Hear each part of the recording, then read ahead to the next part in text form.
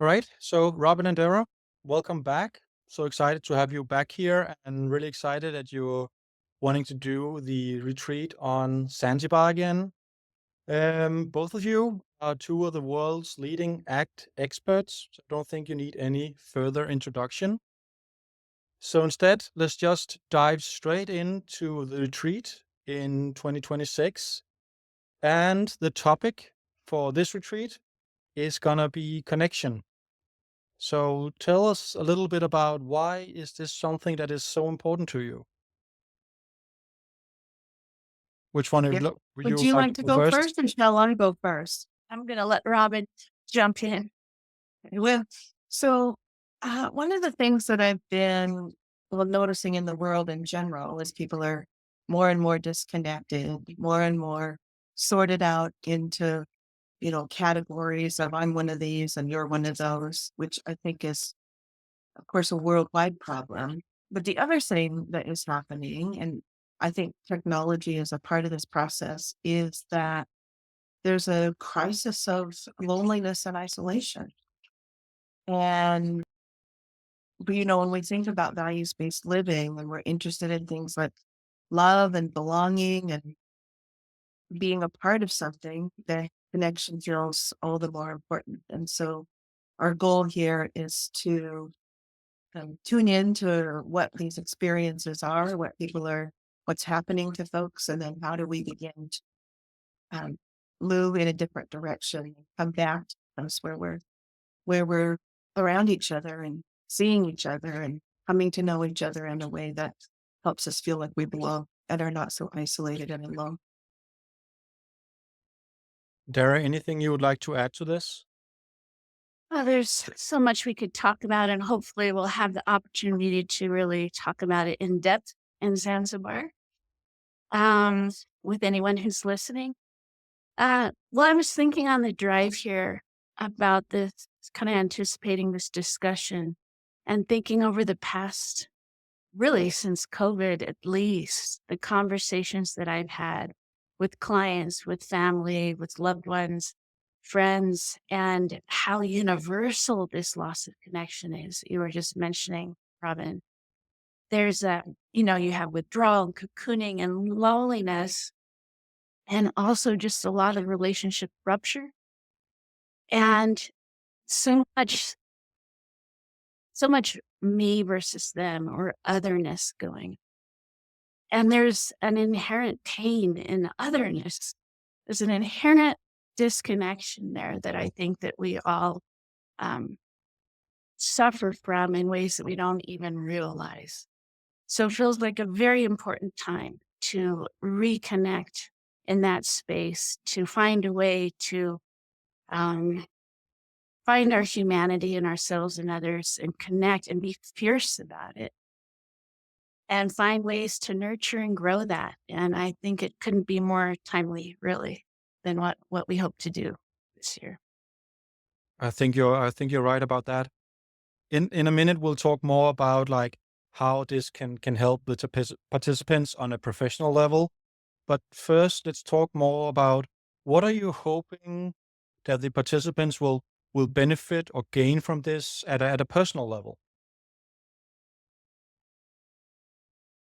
Well, if there anything like what I'm hoping for is that they will begin to move into a space where they'll find ways to reconnect. Um, whether it's through some of the exercises that Dare and I will have planned and implementing them in an ongoing way or building them in ways that feel valuable and important. And just even thinking about our conversation here and the topic of personal isolation and disconnection. Like what do we need to do to come together? What are the things that connect us? One of the things that, for instance, that I think about between Dara and I is we have a very similar sense of humor. And so like I'm There's good hoping and bad to that. And you both have a love of animals. I know that much.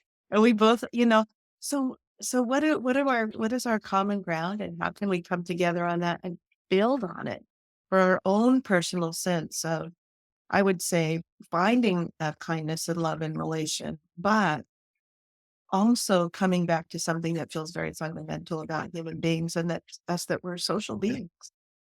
And our sense of socialness is sort of being blown apart in a lot of different ways.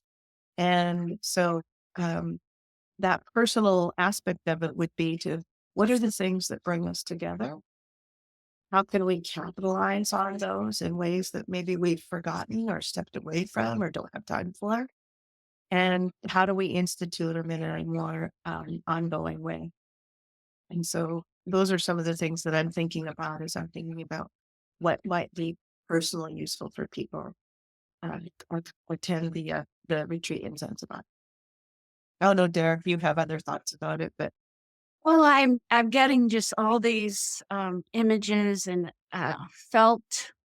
I don't even know how to describe it. The previous experience with both of you and Zanzibar was so incredibly rich, and I think that that in and of itself is a huge opportunity and gift for all of us.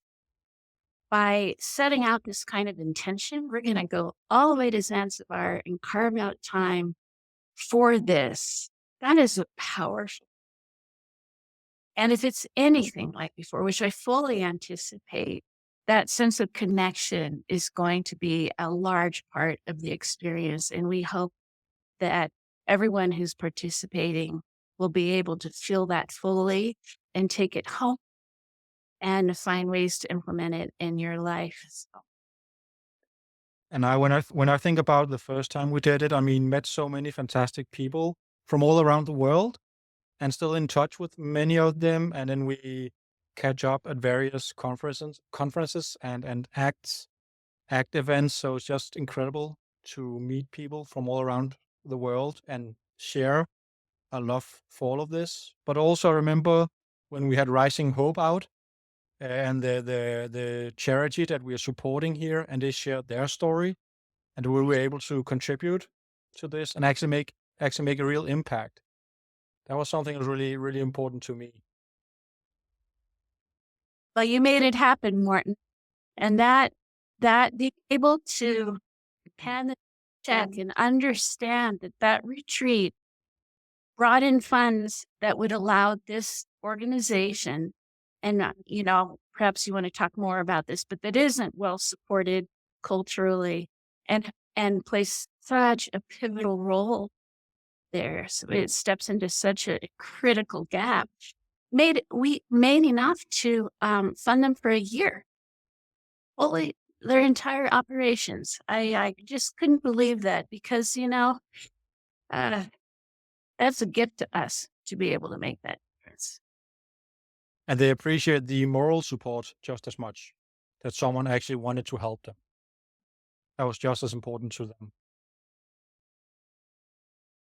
And then let's talk a little bit about, on a professional level, what are you hoping that the participants they will learn from this? I was really, really excited when you told me that this was going to be the theme for this retreat, because for me, my ACT journey, I probably did the same mistake as many people did.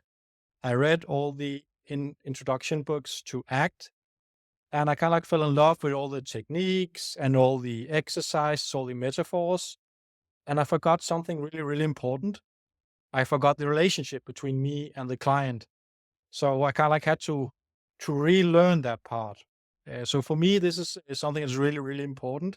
So I'm really excited to see how you're gonna approach this and what you're gonna teach us in Zanzibar. In your own words, what does the therapeutic relationship, or like the connection with the client, what does that mean to you? I guess for me, if anybody is talking to me, I think it is fundamental. It is the vehicle for a change. Um, I've often said that we're not inside of a vacuum in the room, and that there's a mutual shaping process going on inside of that space between you and your client. And so how you show up matters, and what you're aware of matters. And I would say, in our first retreat, we really did a lot of intrapersonal experiencing. And what does that mean for you and the space between you and your client? And now I think we're going to turn that focus a little bit more outward. And what does the interpersonal process between you and your client need? And why does it matter? And what are you noticing in this exchange? And why is that connection so important at all levels? And so I'm thinking, you know, about things like body language and how tone of voice and how you're thinking about your client before and after your sessions and what reactions you're having, but also being aware of their sort of um, response to you and their connection with you and how that process is flowing between the two of you. And so we're going to try to have us pay more attention to what that experience is like, bringing it more to life and spending more time sort of recognizing um, the importance and maybe the invaluableness of that relationship, if that makes sense. Yeah. And Darrah, what does their connection at a professional level, what does that mean to you? Yeah. Well, not surprisingly, I'm very much in line with Robyn here. Thank God. In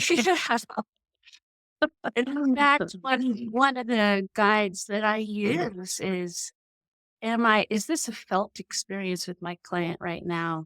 Or is it one brain chatting with another brain? Because I want to connect at the human level. And Rob and I are very much on the same page around working at the process level. All our trainings that we've done together are about learning how to do that and use it for therapeutic growth, the processes that show up in session. And so I'm sure there will be lots of that. And the beautiful thing about ACT, and I suppose about being human, is there's no mastery. We can always go deeper and learn more. And so I fully anticipate that being a part of the process. And I include my own learning right in there with that. I have no doubt that we will both learn a great deal as we work together with anyone who is joining us. Really looking forward to it. And what is unique about this particular ACT training? Why should people go, for many people, all halfway around the world to come and join us in Zanzibar?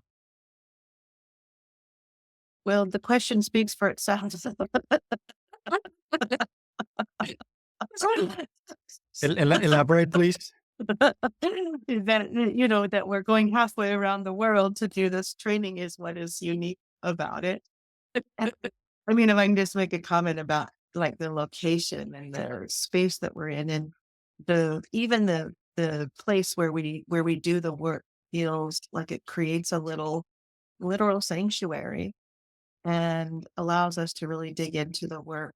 And I mean, it's art, so there'll be pieces that people really recognize and resonate with, but our hope is to move it into a space where people feel like they're embodying it more and it less techniquey, as you were saying before. I know many of the trainings that I've attended, there are sort of do this, do this, do this kind of experiences. And of course, we want to bring that into the room as well. It's important.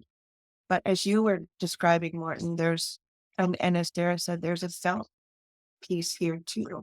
There's other ways of connecting to and understanding the work we do. And if I can talk about the uniqueness of that, I think Darrah and I bring that to this kind of work. It's like multiple layers of experiencing that are done in a beautiful setting. And so, but a hot setting. So be ready.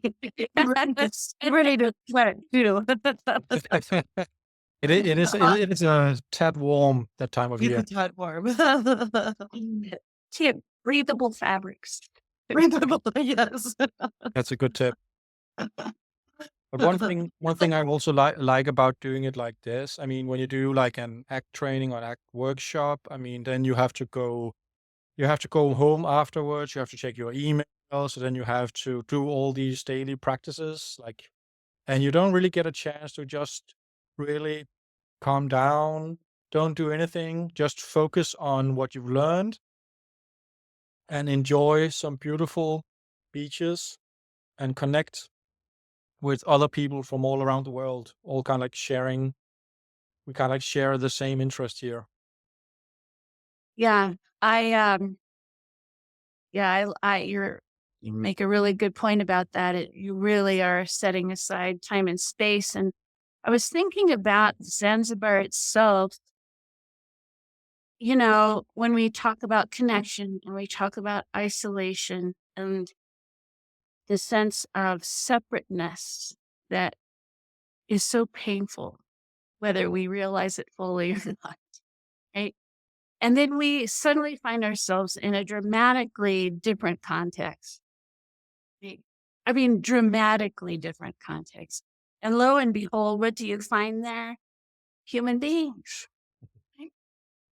With the same wants, heartfelt desires and dreams and fears. And if anything is going to bring up our uh, incredible capacity to connect and our shared humanness, it's dropping into a setting like that. Not to mention it's gorgeous. That's very well put. Any final remarks, or is it just looking forward to see everybody in Zanzibar? Come join us. That's my final remark. Yeah, that's a good Yeah, one. we are so happy to have people and we're really looking forward to it. And so, yeah, just come and uh, just connect. So, I'm really looking forward to do this with you once again, and hopefully it will be a big, as big a success as we did the last time we did it. So really looking Thanks for forward. all your work, Morton. Yes. Yeah. I could have done it without you, but thank you. Yeah. So looking forward to see you in Zanzibar.